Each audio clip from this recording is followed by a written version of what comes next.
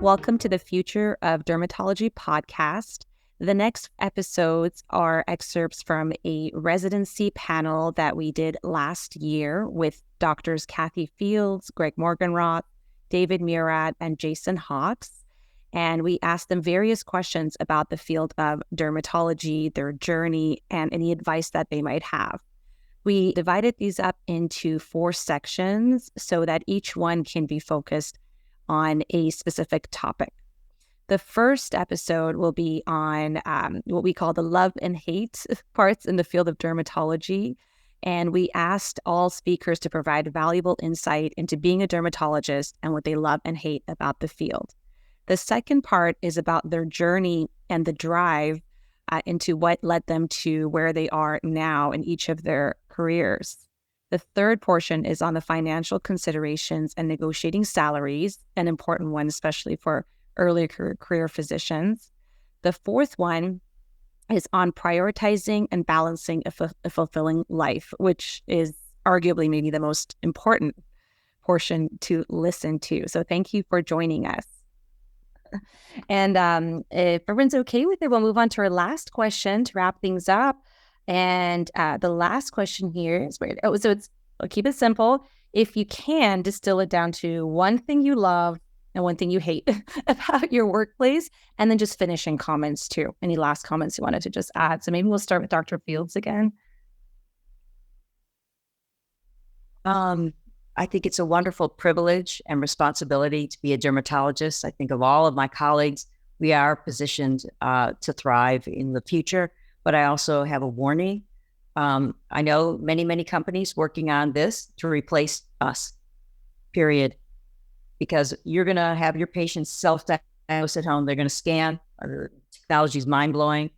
And they will diagnose and they'll call, an extender and get their triamcinolone or whatever the cream of the week is. So what this is, when we all, us old people, went to school, only we had knowledge and the patient did not.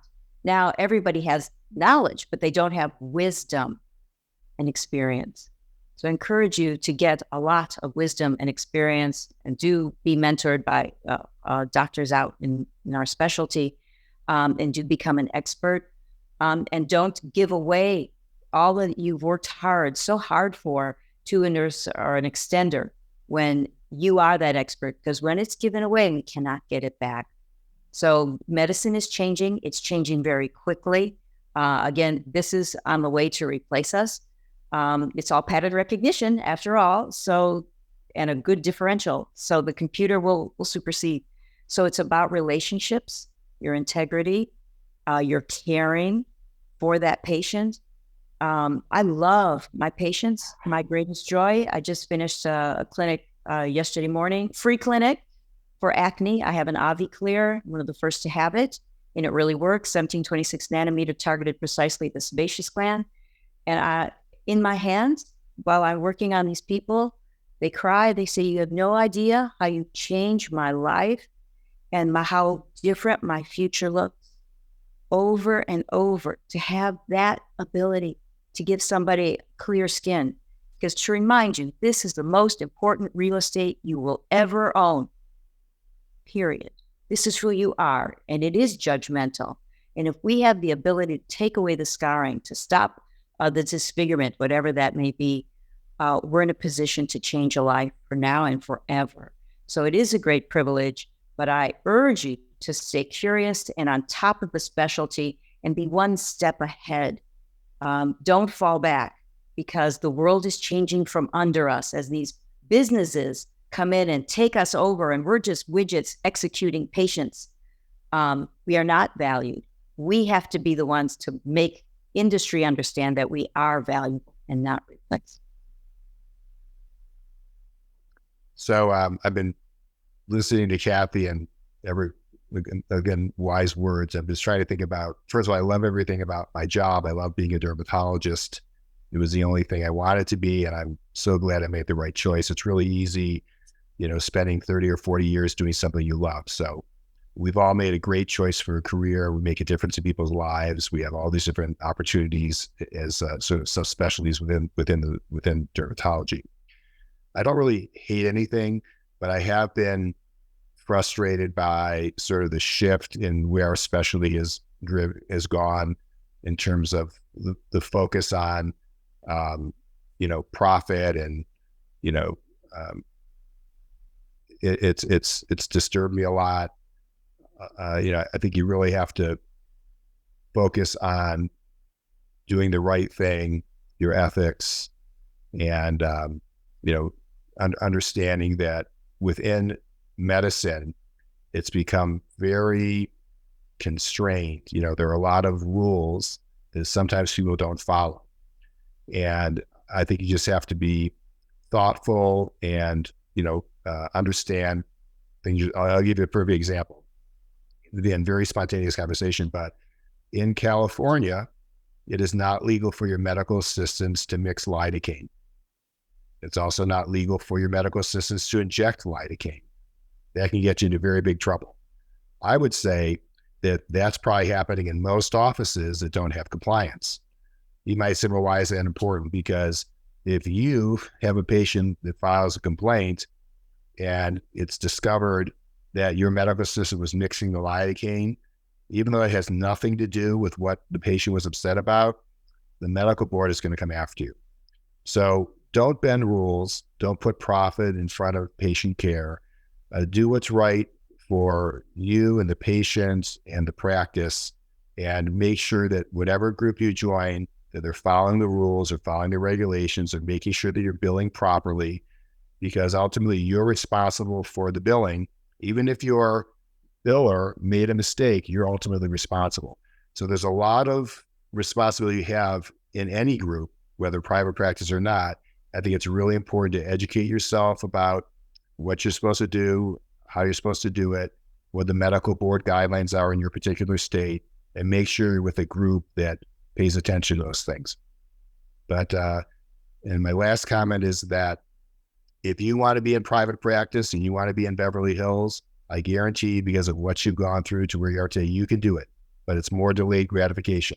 Don't let anyone tell you you can't be successful. Don't let anyone tell you you can't open up a practice in Santa Monica. You can achieve anything that you want to. The people that will discourage you are just people that maybe don't have a lot of confidence in themselves. So anything, the world is your oyster. You can have anything that you want. Just remember that, and just pursue your dreams and you will be happy.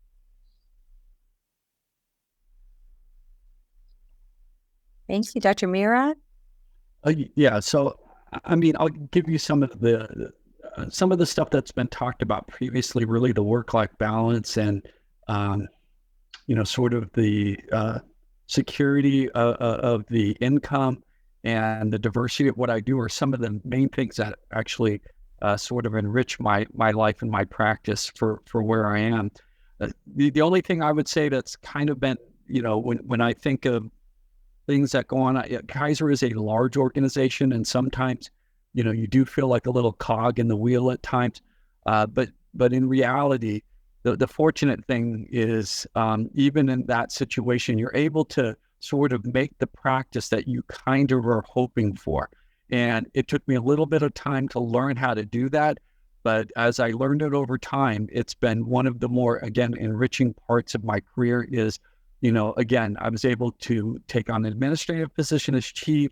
Again, I get to do recruiting. I get to do certain different types of committees and stuff, one of them being a physician satisfaction and wellness committee. So what we try to do on that committee in particular is find sort of events, small ways of sort of making the physicians, not just for dermatologists, it's for all the people at my facility in South San Francisco, trying to make sure that their workday is a little bit brighter based on the fact that, we can get them a small gift. We can, all get together on a weekend and go to a movie and stuff. Those are really the kinds of things that I think, again, you have to look for the job situation that you're going to be in. And again, knowing that it is going to be a long-term endeavor. It took me a while to sort of figure out all the ins and outs of sort of a larger system. But now that I have, I'm really super happy with the career that I had at Kaiser. So the main thing, again, I think that everyone's trying to emphasize here is just find the situation that works for you. knowing that over time that situation will evolve. And if you sort of invest a little bit of time with it, you can get that situation to work to the type of life and career that you're hoping to have. So that's really my last piece of advice is find that thing that's going to make you happy. Because again, you're going to be doing it for a long time.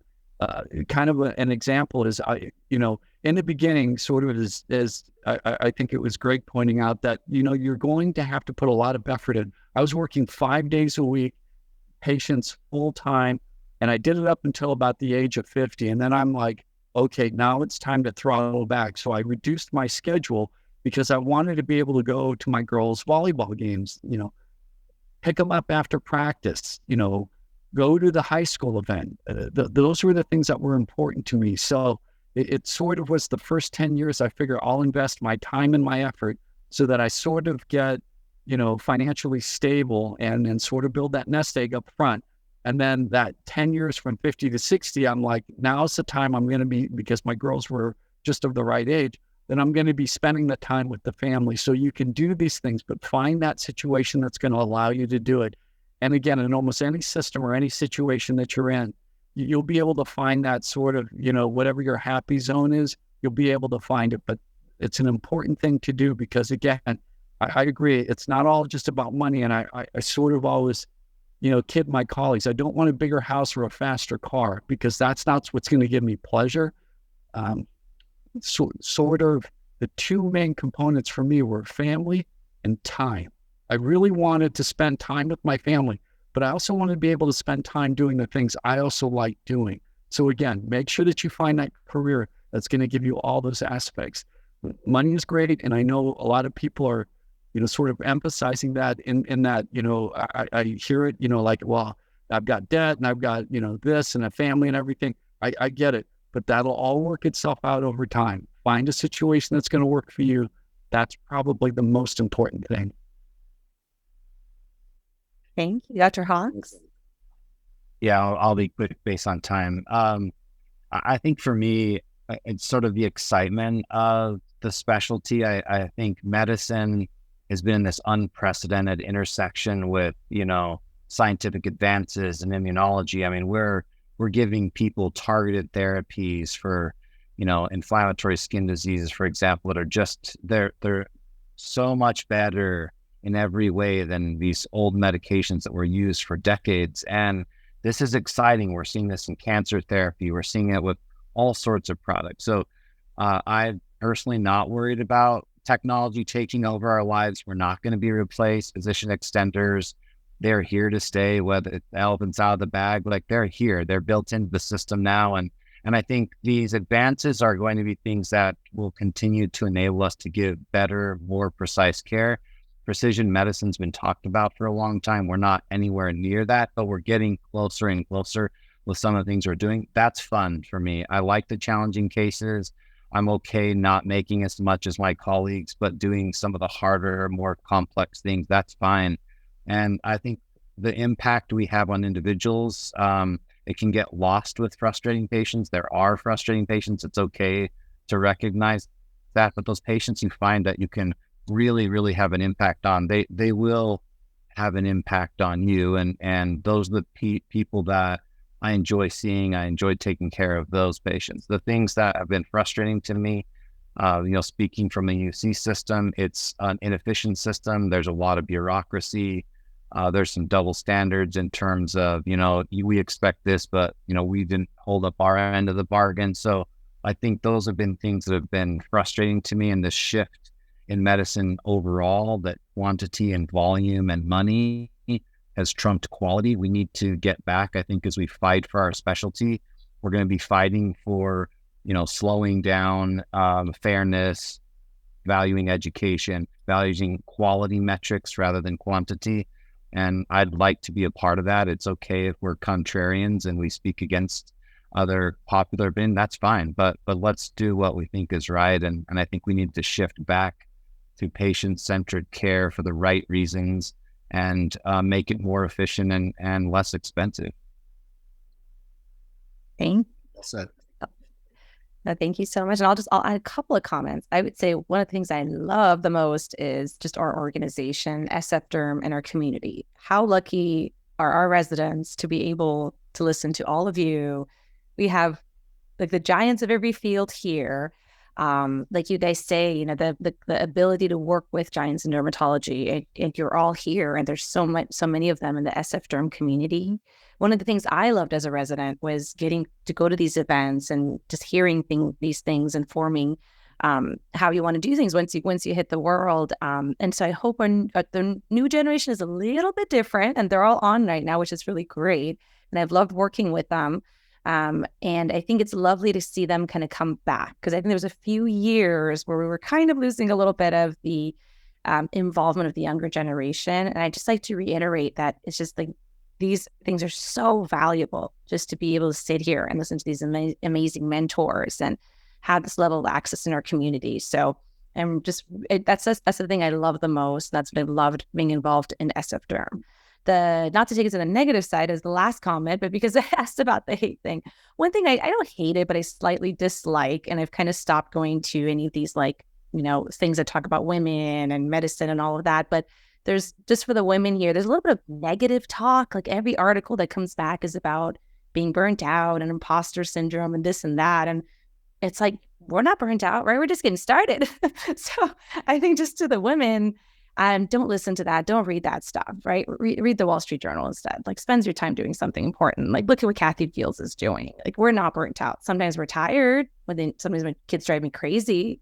And then I'll go get, like, you know, just go outside, get a coffee or something, right? That's life. We all have that.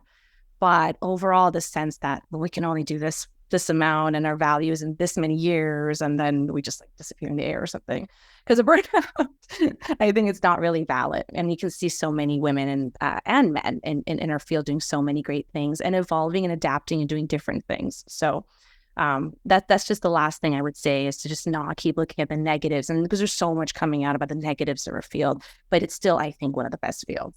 And even as a person that not very long ago came out of residency and is doing all the things, it's amazing. And even now, when I step to an office, like in a room, in a meeting with any sort of anything, and you're like people of other fields, when you go in as an MD and a board certified dermatologist, the energy changes. People listen, and we have that power. We still have that power. So I think don't take that for granted. Use it in your advantage. Last few things I would say. And just in the interest of time, thank you guys so much. Thanks to our board for joining and all your amazing knowledge. Thank you again for joining us on the Future of Dermatology podcast. Residency mentorship is always a high priority of ours, and we always look forward to our annual residency panel. And a huge thanks to all the faculty members who always take part of this and impart their wisdom. Thank you again.